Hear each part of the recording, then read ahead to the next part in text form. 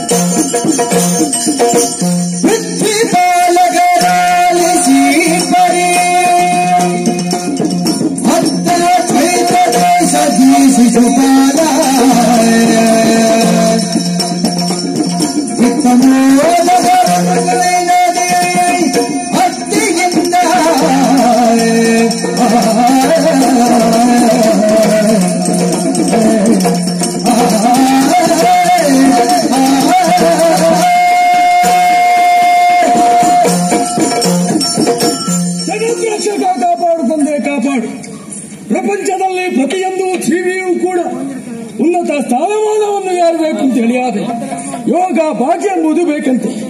ನಿತ್ಯ ವಿಧಿಗಳನ್ನೆಲ್ಲ ಪೂರೈಸಿ ಸಭಾ ಪ್ರವೇಶ ಮಾಡಿದಂತಹ ತಕ್ಷಣ ಶಿಶುಪಾಲನಿಗೆ ಜಯವಾಗಲೆಂಬುದಾಗಿ ಹೇಳ್ತಾ ಇದ್ದಾರೆ.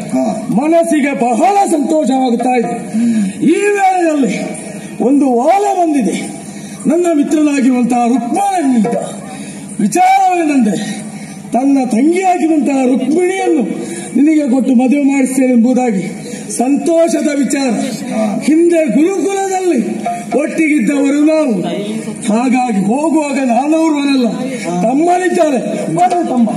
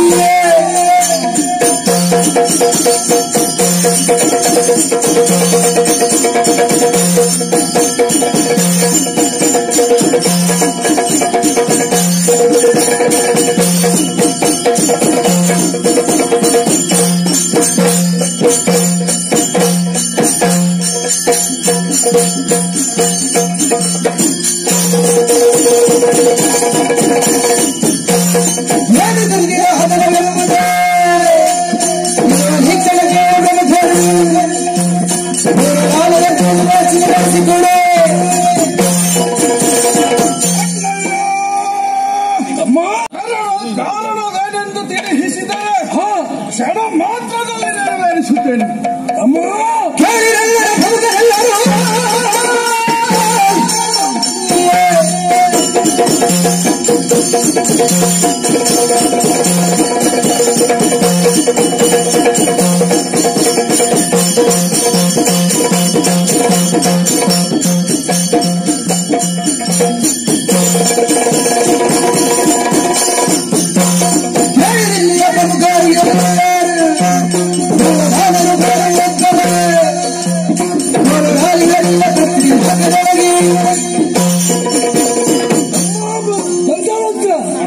ಹೇಳಬೇಕಾದಂತಹ ಏನು? ನನ್ನ ಮಿತ್ರನಾಗಿರುವಂತಹ ರುಕ್ಮ ಗಳಿಸಿದ ವಾಲೆ ಕುಂದಿನಾಪುರದಿಂದ ತನ್ನ ತಂಗಿಯಾಗಿರುವಂತಹ ರುಕ್ಮಿಣಿಯನ್ನು ನನ್ನ ಪಾಲಿಗೆ ಕೊಡ್ತಾನೆ ಎಂಬ ವಿಚಾರ ಆ ಸಿಂಗ ಕಟ್ಟುವಲ್ಲಿ ಏನು ತಮ್ಮ ಅಭಿಪ್ರಾಯ?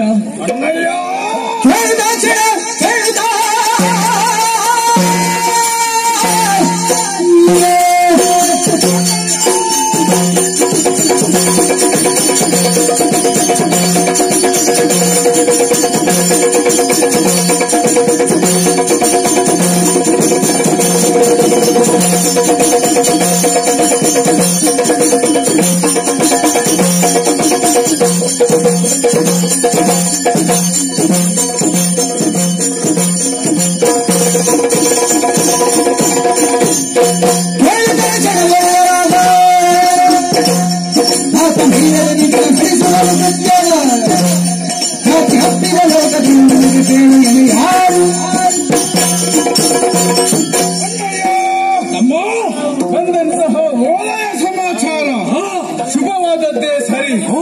ಆದರೆ ಏನು ಎಂಬುದಕ್ಕೂ ನಾವು ಸ್ವಲ್ಪ ಆಲೋಚಿಸಿ ಹೆಜ್ಜೆಯನ್ನಿಡಬೇಕು. ಯಾಕೆಂದರೆ ನಮ್ಮ ಒಳಿತನ್ನು ನಾವೇ ಯೋಚಿಸಬೇಕು. ಅದಕ್ಕಾಗಿ ಹಾಗೆ. ಆದರೆ ಈ ಮದುವೆಯ ಬಗ್ಗೆ ನನ್ನ ಅಭಿಪ್ರಾಯ ಸರಿ, ಒಪ್ಪಿಗೆ. ಆದರೆ ಯಾಕೆ ನಾವು ಹೋಗುವುದು ಹೇಗೆ? ಎಲ್ಲವೂ ನೀವೇ ತೀರ್ಮಾನ ಮಾಡಬೇಕು. ನಾನು ಹಾಗಾದ್ರೆ ತಡಬೇಕೆ? ಮಾಸಿಂಗ ಕಟ್ಟಿ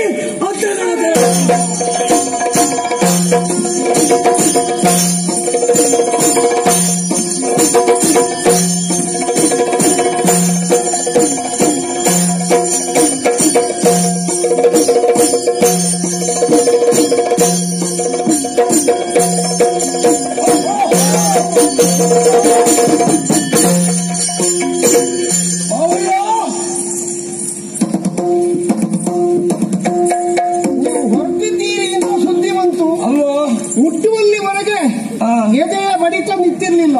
ಮುಟ್ಟಿದ್ದೇವೆ. ಯಾಕಂದ್ರೆ ಹೊರಟವರು ಇಲ್ಲಿಗೆ ಮುಟ್ತಾರೋ ಇಲ್ವೋ, ಮುಟ್ಟುವ ಎಡೆಯಲ್ಲಿ ಏನಾದ್ರೂ ಅಪಾಯ ಉಂಟೋ, ದಾರಿಯಲ್ಲಿ ಏನಾದ್ರೂ ಅಡೆತಡೆ ಅಂದ್ರೆ ಸ್ವಲ್ಪ ಗಡಿಬಿಡಿ ಉಂಟು ವಿಷಯದ. ನಮಗೆ ಆಗದೇ ಇದ್ದವರು ಬಹಳ ಮಂದಿ ಇರುವ ಕಾರಣ ನಾವು ಸ್ವಲ್ಪ ಜಾಗೃತಿಯಲ್ಲಿ ಬೇಕಾಗ್ತದೆ. ಹೌದು, ಮಾರ್ಗಾಯಾಸ, ಸ್ವಲ್ಪ ಸ್ವಲ್ಪ ಜಪ, ಸ್ವಲ್ಪ ಊಟ ಏನು ಬೇಕು ನಿಮಗೆ ಎಲ್ಲ ವ್ಯವಸ್ಥೆ ಉಂಟಲ್ಲ. ಇದು ನಿಮ್ಮ ಮನೆ ಅಂತ ಗ್ರಹಿಸಿಕೊಳ್ಳಿ. ಹಾಗಲೇ ಕುಡಿಯುವುದಕ್ಕೆ ತಿನ್ನುವುದಕ್ಕೆ ಏನು ದಾಕ್ಷಿಣ್ಯ ಮಾಡಬೇಡಿ. ನೀನು ಯಾವುದನ್ನು ತೆಗೀತಿ ಅದನ್ನೇ ನಾನು ತೆಗಿತೇನೆ. ಮದುವೆ ನಾಳೆ ಇವತ್ತು ಏನು ಬೇಕಾದ್ರೂ ತಕೊಳ್ಬಹುದು, ಗಡಿಬಿಡಿ ಇಲ್ಲ. ಆಯ್ತಾ? ಆದಿ ಹೋಗಿ ವಿಶ್ರಾಂತಿಯನ್ನು ಬನ್ನಿ.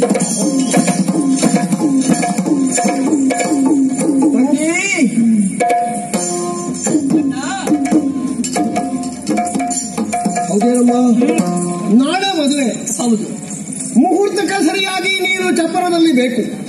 ಹಾಗೆ ಅಂತ ನಾವು ಶಿಷ್ಟವಾದ ಸಂಪ್ರದಾಯವನ್ನು ಮೀರುವುದಕ್ಕೆ ಬರುವುದಿಲ್ಲ. ಸತ್ಯ. ನಮ್ಮ ಗಡಿ ಪ್ರದೇಶದಲ್ಲಿರಬಹುದಾದಂತಹ ಕಾಳಿಕಾ ಮಂದಿರಕ್ಕೆ ವಿವಾಹ ನಿಶ್ಚಯವಾದ ಹೆಣ್ಣಾಗಲಿ ಗಂಡಾಗಲಿ ಹೋಗಿ ಪೂಜೆಯನ್ನು ಸಲ್ಲಿಸಿ ಬರುವುದು ಈ ಪ್ರದೇಶಕ್ಕೆ ಶಿಷ್ಟಾಚಾರ. ಸತ್ಯ. ನೀನೊಬ್ಬಳೇ ಹೋಗುವುದಲ್ಲ, ಮತ್ತೆ ಮಿತವಾದ ಪರಿವಾರ ನಿನ್ನ ಜೊತೆಗಿರ್ಲಿ.